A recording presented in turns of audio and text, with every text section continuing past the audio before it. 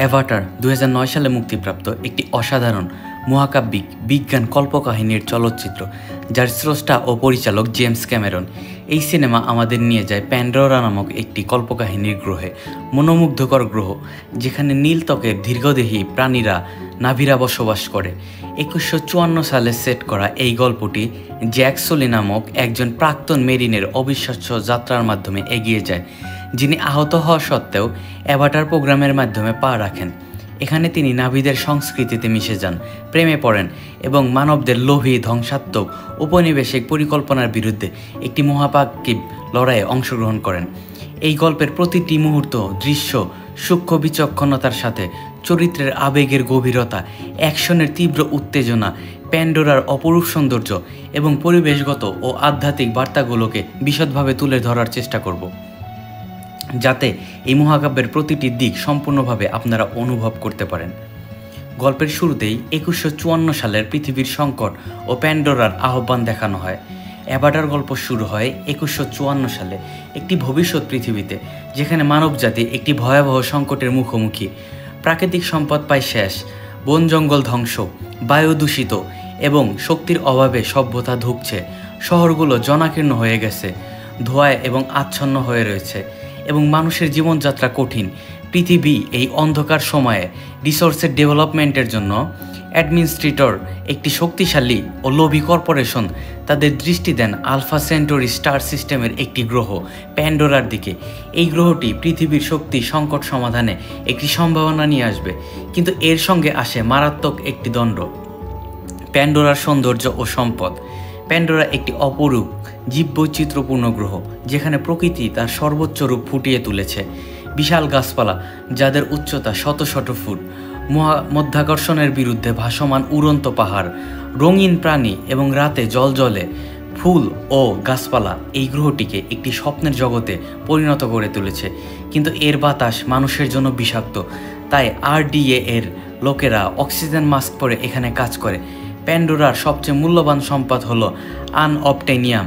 এটি একটি দুর্লভ খনিজ যা অতি শক্তিশালী এবং অতি শক্তি উৎপাদনে ব্যবহার করা হয়।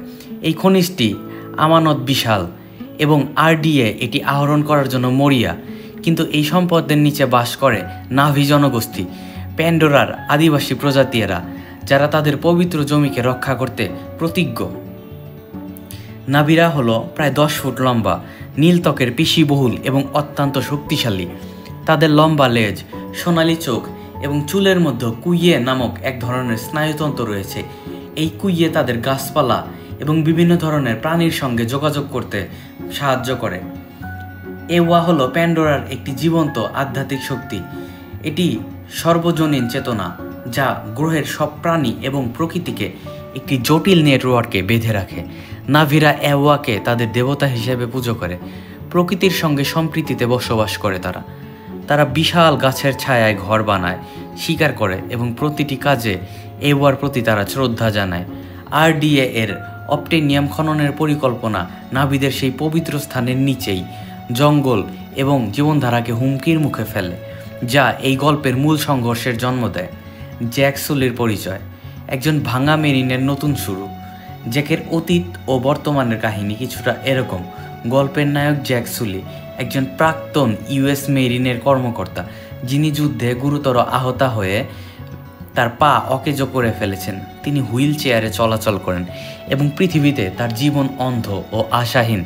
২১৫৪ সালে পৃথিবীতে চিকিৎসার ব্যয় বহন করতে ব্যর্থ হয় জ্যাকের কাছে এই আর্থিক সংকট। তিনি একটি নতুন উদ্দেশ্য খুঁজছিলেন, তার জীবনকে আবারও অর্থপূর্ণ করতে চান। জ্যাকের যমজ ভাই টমি একজন বিজ্ঞানী ছিলেন, যিনি RDA অ্যাভাটার প্রোগ্রামে প্রশিক্ষণ নিচ্ছিলেন। এই প্রোগ্রামে তারা মানুষের চেতনাকে জেনেটিক্যালি তৈরি নাভি মানুষের ভেতর স্থানান্তর করতে পারে, যা প্যান্ডোরার বিষাক্ত বাতাসে বেঁচে থাকতে সক্ষম। দুর্ভাগ্যবশত টমি একটি ডাকাতের সময় নিহত হয়। জ্যাকের DNA তার ভাইয়ের সঙ্গে মিলে যাওয়ায় RDA টমির জায়গায় প্যান্ডোরাকে পাঠানোর প্রস্তাব দেয়। অ্যাভাটার দেহটি টমির DNA দিয়ে তৈরি এবং শুধু জ্যাকই এটি নিয়ন্ত্রণ করতে পারে।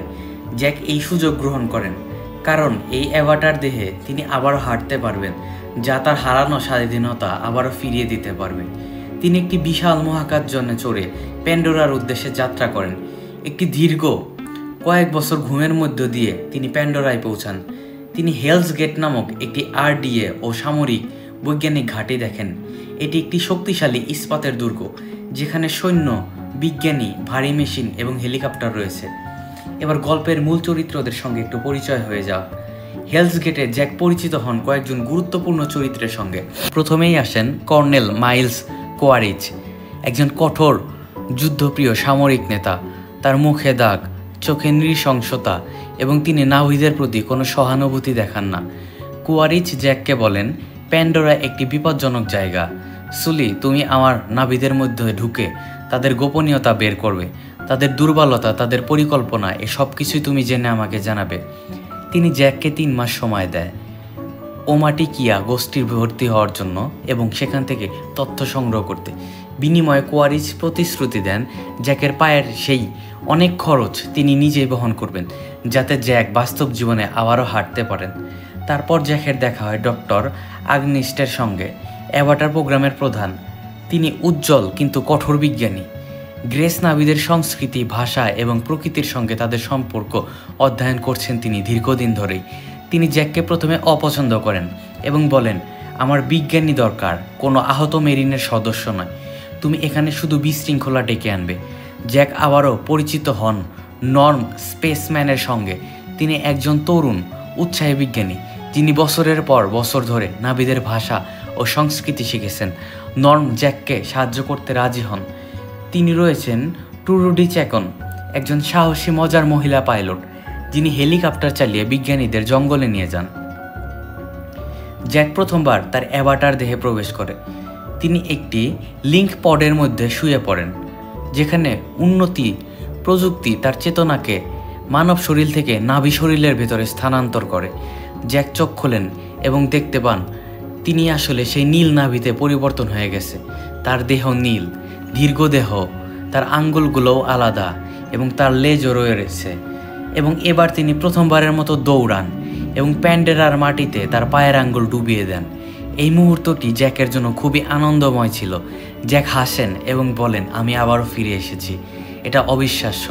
তার অ্যাভাটার দেহ শক্তিশালী, চটপটে এবং নাভিদের মতো, কিন্তু তার মানব ডিএনএর কারণে 5 আঙ্গুল ও সূক্ষ্ম মুখের বৈশিষ্ট্য রয়েছে। গ্রেস তাকে সতর্ক করেন, সাবধান সুলি, প্যান্ডোরা সুন্দর কিন্তু মারাত্মক হতে পারে। প্যান্ডোরার জঙ্গল, বিপদ ও নাভিদের সঙ্গে সাক্ষাৎ। জ্যাক, গ্রেস এবং নর্ম তাদের অ্যাভাটার দেহে প্যান্ডোরার জঙ্গলে প্রবেশ করেন। ট্রুডির হেলিকপ্টারে চড়ে জঙ্গলের একটি বিস্ময়কর শত শত ফুট উঁচু গাছের ভেতর দিয়ে, এবং যাদের শিকড় মাটিতে জট পাকিয়ে গেছে। এর আশেপাশে রয়েছে উড়ন্ত পাহাড়, যাদের মধ্যে মহাকর্ষ কোনো কাজ করে না। এছাড়াও দূরে সুন্দর জলপ্রপাত দিয়ে জল পড়ে, রঙিন ফুল রয়েছে যার স্পর্শে আলো ছড়ায়, এবং অদ্ভুত বায়োলুসিমেন্ট প্রাণী রয়েছে যারা জঙ্গলকে জীবন্ত করে তোলে। জ্যাক মুগ্ধ হন। ফ্যান লিজার্ড দেখেন যারা ঘুরতে ঘুরতে আলো ছড়ায়। গ্রেস নমুনা সংগ্রহ করে নাভিদের সঙ্গে প্যান্ডোরার জৈবিক নেটওয়ার্ক বোঝার চেষ্টা করে, কিন্তু প্যান্ডোরা খুবই বিপজ্জনক ছিল। জ্যাক একা হয়ে পড়েন যখন একটি হ্যামারটেড টাইথিনিলাম, একটি বিশাল শিংওয়ালা গন্ডার সদৃশ প্রাণী তাকে আক্রমণ করে। এর মাথা হাতুড়ির মতো ছিল, চোখ জ্বলজ্বলে, এবং এটি একটি গাছ ভেঙে জ্যাকের দিকে ছুটে আসতে থাকে। জ্যাক তার মেরিন দক্ষতায় পালান, গাছের মধ্যে দিয়ে দৌড়ায়, কিন্তু এটা আরও বড় বিপদ নিয়ে আসে। একদল ভাইপাল 6 পায়ের কালো দাঁত বিশিষ্ট শিকারী তাকে ঘিরে ফেলে। তাদের চোখ সবুজ এবং দাঁতগুলো খুবই ধারালো ছিল, এবং তারা গর্জন করতে করতে জ্যাকের দিকে এগিয়ে আসে।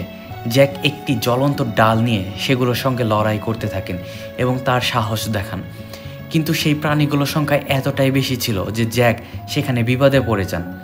এরপরে জ্যাক সেখান থেকে উদ্ধার করার জন্য নেইতিরি নামক একজন মহিলার উদ্ভাবন ঘটে।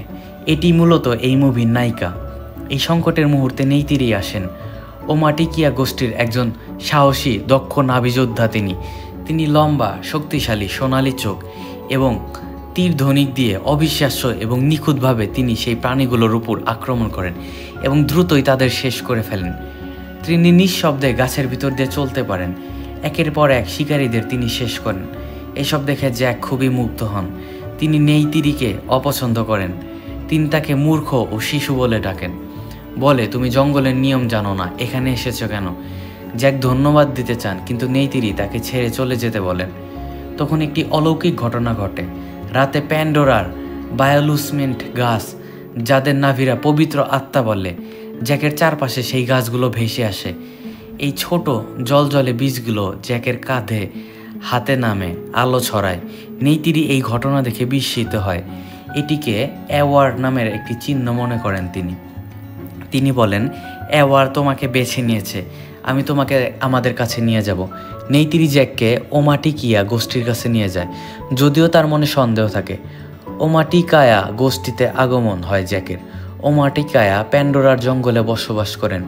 হেমট্রি নামক একটি বিশাল গাছে তারা বসবাস করতেন। এই গাছটি হাজার হাজার ফুট উঁচু, এর শিকড় ও শাখা জটিলভাবে ছড়ানো, এবং এডি নাভিদের প্রধান বাড়ি, পবিত্র স্থান। তারা জ্যাককে নিয়ে এলে ওমাটিকায়ারা সন্ধিহীনভাবে জ্যাকের অনুসন্ধান করতে থাকে। নেইতিরির বাবা এইটুকান এই গোষ্ঠীর নেতা। তিনি জ্যাককে দেখেন। তিনি গম্ভীর, শক্তিশালী এবং তার গোষ্ঠীর সুরক্ষায় খুবই কঠোর। তিনি জ্যাককে অ্যাভাটার দেহের 5টি আঙ্গুল দেখে সন্দেহ করেন। তিনি বলেন, এটা কি ধরনের নাভি? এর শরীর থেকে তো মানুষের গন্ধ পাচ্ছি। নেইতিরির মা মোয়াট ওমাটিকিয়া আধ্যাত্মিক নেত্রী। তিনি জ্যাককে খুবই ভালোভাবে পরীক্ষা করেন।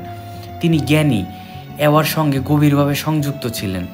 মোয়াট পবিত্র বীজের চিহ্ন দেখে বলেন, অ্যাওয়া তাকে বেছে নিয়েছে, আমরা দেখব তার উদ্দেশ্য কী। নেইতিরি জ্যাককে প্রশিক্ষণ দেওয়ার দায়িত্ব পান, যদিও তিনি এতে অসন্তুষ্ট।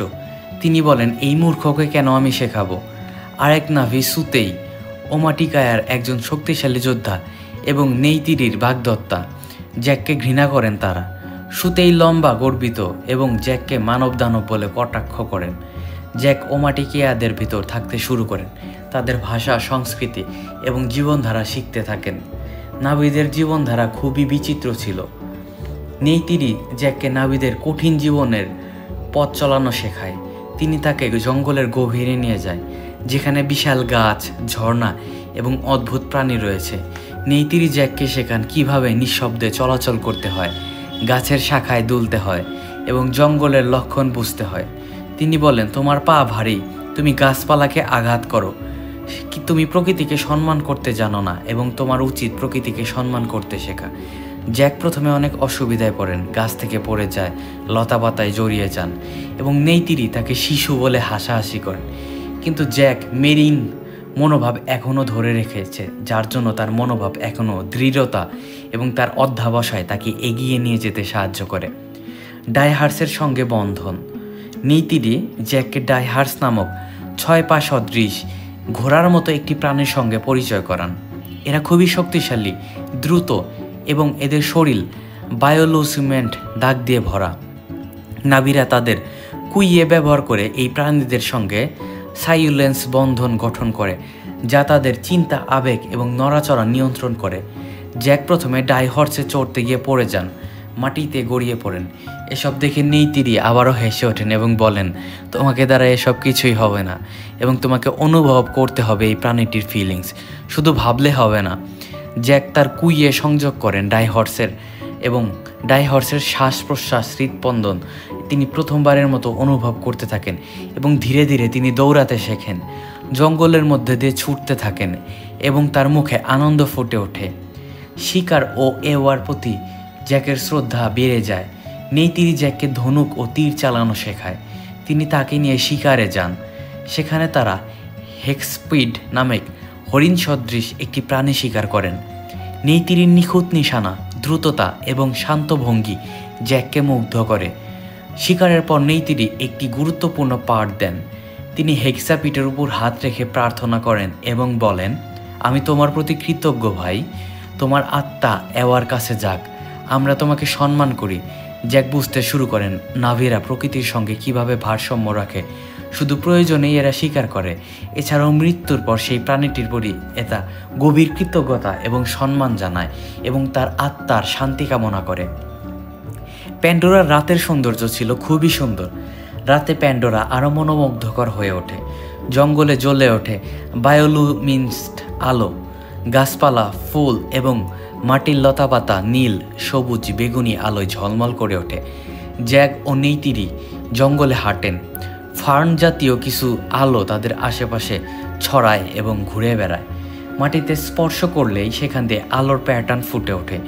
নেইতিরি জ্যাককে অ্যাওয়া সম্পর্কে বলেন, অ্যাওয়া আমাদের জীবনী শক্তি এবং এটিই আমাদের মূল শক্তি। আমরা সবাই সংযুক্ত, গাছ, প্রাণী, নাভি। জ্যাক এই আধ্যাত্মিকতায় মুগ্ধ হন।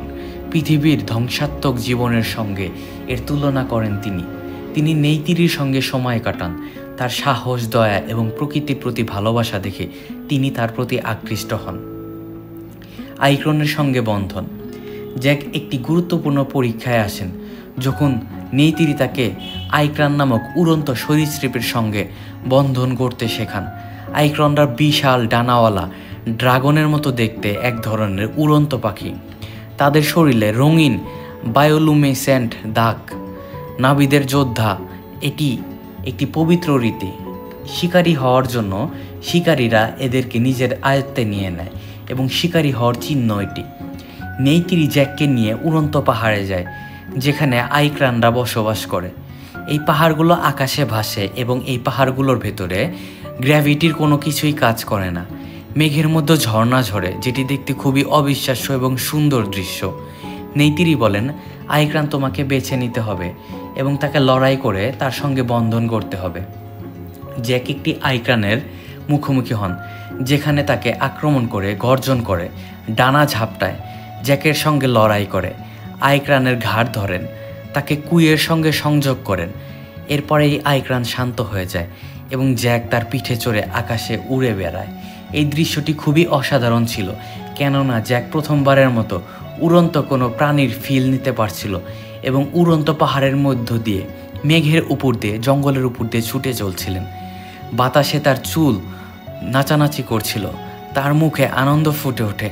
নেইতিরি তার নিজের আইক্রানে চড়ে জ্যাকের সঙ্গে উড়ে বেড়ান এবং হাসেন এবং নেইতিরি এবার তাকে বলেন, তুমি এখন একজন শিকারী জ্যাক সুলি। এই মুহূর্তে জ্যাক নাভিদের কাছে সম্মান পান। ওমাটিকায়ারা তাকে নাভি হিসাবে গ্রহণ করতে শুরু করে। জ্যাক ওমাটিকিয়া গোষ্ঠীর সদস্য হওয়ার জন্য একটি অনুষ্ঠানে অংশ নেয়। নাভিরা হোমটিতে জড়ো হয়। বায়োলুমিনেসেন্ট আলো ঝলমল করে ওঠে। তারা নাচেন, গান গায়, ড্রাম বাজান এবং অ্যাওয়ার কাছে প্রার্থনা করেন।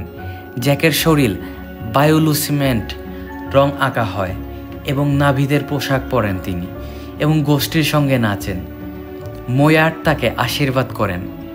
এইটুকান তাকে স্বীকৃতি দেন নাভি হিসেবে। জ্যাক অনুভব করেন তিনি এখন এই নাভি পরিবারেরই প্যান্ডোরার একটি অংশ। প্যান্ডোরার জঙ্গল তার নিজের বাড়ি হয়ে উঠেছে। জ্যাক এবং নেইতিরির প্রেম। জ্যাক এবং নেইতিরির সম্পর্ক ধীরে ধীরে গভীর হতে থাকে। তিনি নেইতিরির সাহস, দক্ষতা এবং প্রকৃতির প্রতি শ্রদ্ধা ও ভালোবাসা দেখে তার গভীরতায় আকৃষ্ট হয়ে পড়েন। নেইতিরি জ্যাকের সাহস, শেখার আগ্রহ এবং হাসি দেখে মুগ্ধ হন। একটি রাতে তারা অভয়েসেস নামক একটি পবিত্র স্থানে যান। এই গাছটি উইলো সদৃশ এবং এর ঝুলন্ত শাখা রয়েছে এবং এই শাখাগুলো বায়োলুমিনেসেন্ট আলো দ্বারা জ্বলে। এওয়ার সঙ্গে সংযোগে এটি একটি শক্তিশালী বিন্দু। জ্যাক ও নেইতিরি তাদের কুইয়ের সংযোগ করেন এবং গভীর আধ্যাত্মিক বন্ধনের মাধ্যমে নাভিদের মধ্যে প্রেম ও ঐক্যের প্রতীক তারা বুঝতে পারেন। তারা একে অপরের দিকে তাকান এবং বলেন, আমি তোমাকে দেখি। এই বাক্যটি শুধুমাত্র একটি বাক্য নয়, এটি একটি দৃষ্টিহীন নয়, হৃদয় ও আত্মার গভীরে বোঝাপড়ার অর্থ বহন করে এটি। জ্যাক নাভিদের জীবনকে ভালোবাসেন। পৃথিবীর লোভী ধ্বংসাত্মক জীবন থেকে তিনি দূরে সরে আসতে চান। জ্যাকের জীবন ধীরে ধীরে জটিল হয়ে ওঠে। তিনি দিনে অ্যাওয়াটার দেহে নাভিদের সঙ্গে যুক্ত থাকেন, রাতে লিঙ্কড পডে ফিরে মানব দেহে হেলস গেটে রিপোর্ট করেন। গ্রেস খুবই খুশি হন কারণ জ্যাক নাভিদের সংস্কৃতি, অ্যাওয়ার নেটওয়ার্ক এবং জঙ্গলের জীববিজ্ঞান সম্পর্কে তথ্য নিয়ে আসেন। তিনি বলেন, তুমি আমাদের বুঝতে সাহায্য করেছ সুলি। নাভিরা এই গ্রহের অংশ, কিন্তু কোয়ারিচ জ্যাককে চাপ দেন, বলেন তাদের দুর্বলতাগুলো খুঁজে বের করো। আমরা হোম ট্রি থেকে তাদের কিভাবে সরাতে পারি। আনঅপটিনিয়াম আমাদের লাগবেই এবং এগুলো বিক্রি করে আমরা অনেক টাকার মালিক হতে পারবো। জ্যাক জানান যে হোমটি একটি বিশাল আকৃতির অপ্রেনিয়াম আমানতের উপর অবস্থিত, যার মূল্য $1 বিলিয়ন। এই তথ্য জ্যাকের মনে দ্বন্দ্ব জাগায়, কারণ তিনি অলরেডি নাভিদের ভালোবাসতে শুরু করেছেন, কেননা নাভিরা প্রকৃতিকে সম্মান করতে পারে এবং তাদের ভালোবাসতে জানে। এরপরে আরডিএ খুবই ধ্বংসাত্মক পরিকল্পনা করেন। আরডিএর প্রধান পার্কার সেলফ্রিজ, তিনি একজন লোভী ব্যবসায়ী ছিলেন। আনঅপটেমিয়ার জন্য তিনি মরিয়া। তিনি কোয়ারিচের সঙ্গে পরিকল্পনা করেন হোমটি ধ্বংস করার জন্যে। নাভিদের জোর করে তিনি সরিয়ে দেওয়ার পরিকল্পনা করেন। পার্কার বলেন, এই খনিজ পৃথিবীকে বাঁচানোর জন্য নাভিরা শুধুমাত্র বাধাই আমাদের জন্য। কোয়ারিচের পরেই যুদ্ধের প্রস্তুতি নেন। বিশাল হেলিকপ্টার, বোমা, গ্যাস কনজিস্টার এবং যান্ত্রিক রোবট সৈন্য জড়ো করা হয়। গ্রেস এসবের প্রতিবাদ করেন এবং বলেন এটা নৃশংসতা এবং এটা নাভিদের গ্রহের ভারসাম্য হারিয়ে ফেলবে, এবং এই গ্রহের মালিক নাভিরা, আমরা নয়। আমরা তাদের ধ্বংস করতে পারি না। কিন্তু পার্কার ও কোয়ারিচ লাভের জন্য এবং লোভের জন্য তাদের সিদ্ধান্তে অটল ছিল। জ্যাক এই সময় চান নাভিদের শান্তিপূর্ণভাবে সরানোর জন্য, কিন্তু তার হৃদয় নাভিদের পক্ষে বিশ্বাসঘাতকতা প্রকাশ করে। জ্যাক ওমাটিকিয়াদের কাছে ফিরে সত্যতা স্বীকার করেন এবং তিনি বলেন, আমাকে মানুষেরা পাঠিয়েছে তোমাদের সব কিছু জানাতে এবং তোমাদের এখান থেকে সরাতে, কিন্তু আমি এখন তোমাদের লোক। এই সব কথা শুনে প্রথমে নাভিরা জ্যাকের উপর খুবই রাগান্বিত হন। তাদের ভর্তি হওয়া আসলে এই লোকটি গুপ্তচর ছিল, এটা ভেবেই তারা নিজেদের ভিতর লজ্জা পায়। তিনি ভেঙে পড়েন। শোকে ও ক্রোধে জ্যাককে তারা প্রত্যাখ্যান করেন এবং বলেন, তুমি কখনোই আমাদের লোক নও এবং কখনো আমাদের মতো হতেও পারবে না, কেননা তোমার শরীরে মানুষের রক্ত রয়েছে। আমি তোমাকে ভুল বুঝেছি নিজেদের মানুষ মনে করে। এই টুকান ও মোয়াট জ্যাককে এবং গ্রেসকে বন্দি করেন, কেননা তারা আর তাদের উপর ভরসা করতে পারছিলেন না। জ্যাকের হৃদয় ভেঙে যায়। তিনি নেইতিরির ভালোবাসা ও নাভিদের সম্মান হারান।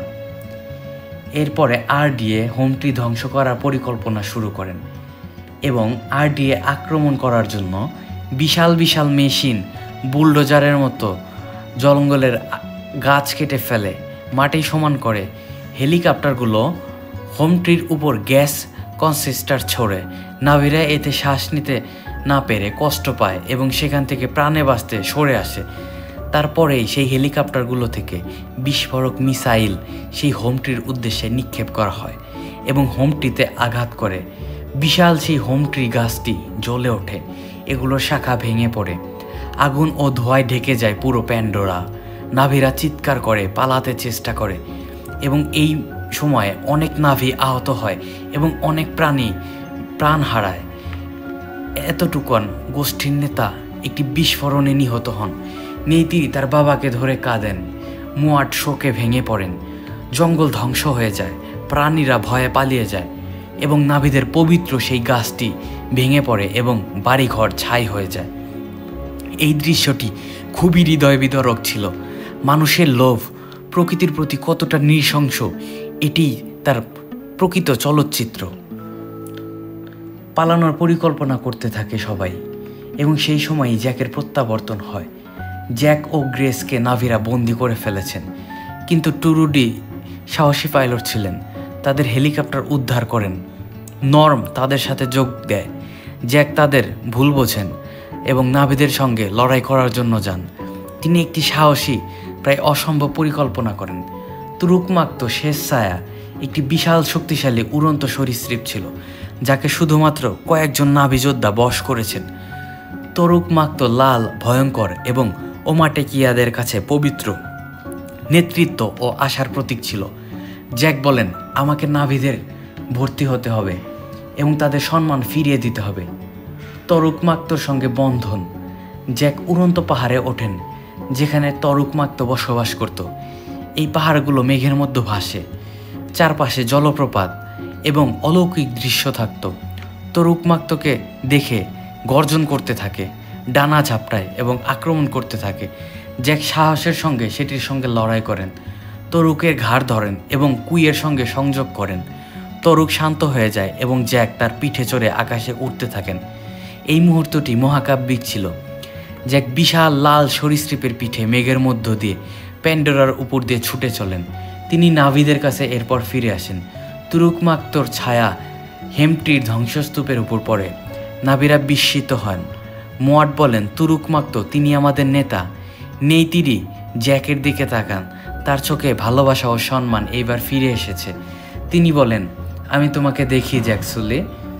এরপরেই চূড়ান্ত যুদ্ধের প্রস্তুতি শুরু হয়ে যায় এবং প্যান্ডোরার জন্য মহাকাব্যিক লড়াইয়ের একটি অংশ এটি। এইদিকে নাভিরা একে একে ঐক্য করতে শুরু করে। জ্যাক ওমাটিকিয়াদের নেতৃত্ব দেয় তুরুকমাক্তর পিঠে দাঁড়িয়ে। তিনি অন্যান্য নাভি গোষ্ঠীকে ডাকেন, তাদের ঐক্যবদ্ধ করেন। শত শত নাভি যোদ্ধা জড়ো হয়। আইক্রানের পিঠে ধনুক ও তীর রয়েছে। জ্যাক তাদের উৎসাহ দেন এবং বলেন, এটা আমাদের জমি, আমাদের বাড়ি। আমরা প্যান্ডোরাকে এবং এই গ্রহের প্রাণীদেরকে রক্ষা করব। নেইতিরি তার পাশে দাঁড়ান।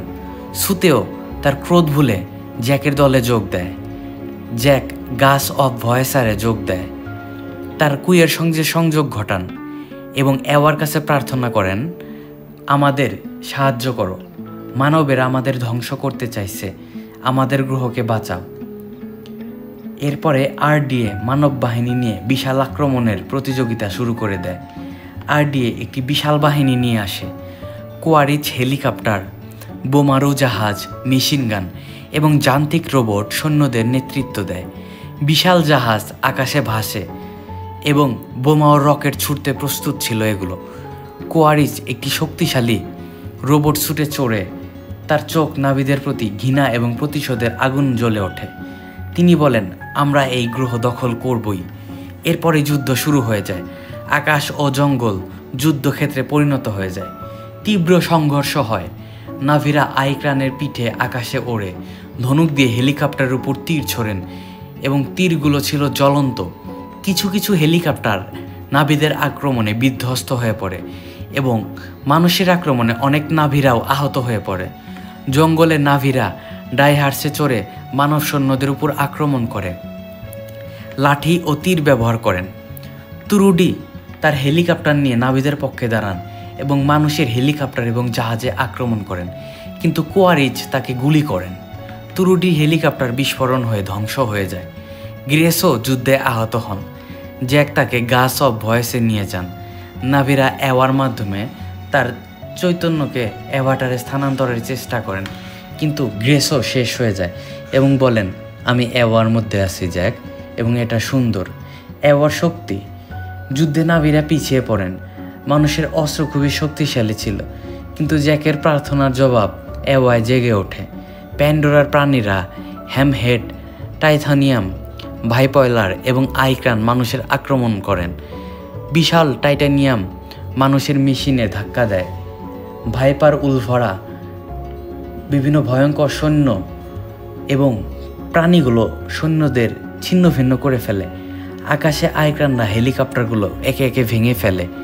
জ্যাক তুরুক মাক্তর পিঠেও চড়ে বসে কোয়ারিচের বোমারু জাহাজে আক্রমণ করে। তিনি সাহসের সঙ্গে জাহাজে ঝাঁপ দেয় এবং বোমা ছোড়ে এবং তা বিস্ফোরণ হয় এবং জাহাজ ধ্বংস হয়ে যায়। এরপরে কোয়ারিচ এবং জ্যাকের ভিতর আসল লড়াই শুরু হয়ে যায়। কোয়ারিচ তার রোবট স্যুটের ভিতরে উঠে বসে নিজের রক্ষার জন্য এবং জঙ্গলের ভিতর নেমে পড়েন। জ্যাক তাকে হত্যা করতে মরিয়া ছিল এবং তাদের ভিতর তীব্র মারামারি শুরু হয়ে যায় এবং মুখোমুখি লড়াই হয়। কোয়ারিচের শক্তিশালী স্যুট ছিল এবং তার ছুরি ও মেশিন গান জ্যাককে আঘাত করে। জ্যাক তার অ্যাভাটার দেহে দ্রুততা, শক্তি এবং মেরিনের দক্ষতা ব্যবহার করে গাছের মধ্যে লাফিয়ে কোয়ারিচকে আহত করেন। কোয়ারিচ জ্যাকের লিঙ্কপট ভেঙে ফেলে যেন জ্যাক এই অ্যাভাটার শরীর নিয়ে আর নড়াচড়া করতে না পারে। জ্যাকের মানব দেহকে এভাবেই কোয়ারিচ বিপদে ফেলে। এর ফলে জ্যাক শ্বাস নিতে কষ্ট পাচ্ছিল, কিন্তু এরপরেই নেইতিরি চলে আসে। তিনি একটি ভাইপার উলফের পিঠে চড়ে বসেন এবং এই প্রাণীটি খুবই হিংস্র ছিল এবং কোয়ারিচের ধনুক দিয়ে আক্রমণ করেন এবং দুইটি তীর দিয়ে সেখানে কোয়ারিচকে শেষ করে ফেলেন। এরপরে নেইতিরি জ্যাককে উদ্ধার করতে যান এবং তার মানব দেহে অক্সিজেন মাস্ক পরান এবং বলেন, আমি তোমাকে দেখি জ্যাকসুলে। এই মুহূর্তটি খুবই আবেগঘন ছিল।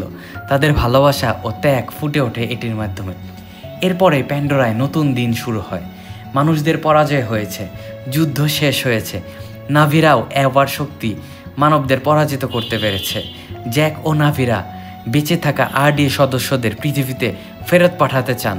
পার্কার, সেলফ্রিজ ও কয়েকজন বিজ্ঞানীরা প্যান্ডোরাতে থেকে যান। নাভিদের সঙ্গে শান্তিপূর্ণভাবে বসবাস করতে তারা রাজি হন এবং জঙ্গল আবারও শান্ত হয়ে যায়। বায়োলুসিমেন্টের আলো আবারও ফিরে আসে এবং প্রাণীরাও ফিরে আসে। নাভিরা তাদের হারানো শোক, প্রিয়জনদের শোক অ্যাটুকনদের কাছে প্রার্থনা করেন। এরপরে জ্যাকের প্রধান রূপান্তর শুরু হয়ে যায়। জ্যাক একটি মহান সিদ্ধান্ত নেন। তিনি তার মানবদেহ ত্যাগ করবেন এবং প্যান্ডোরায় নাভি হয়ে চিরদিনের জন্য থেকে যাবেন।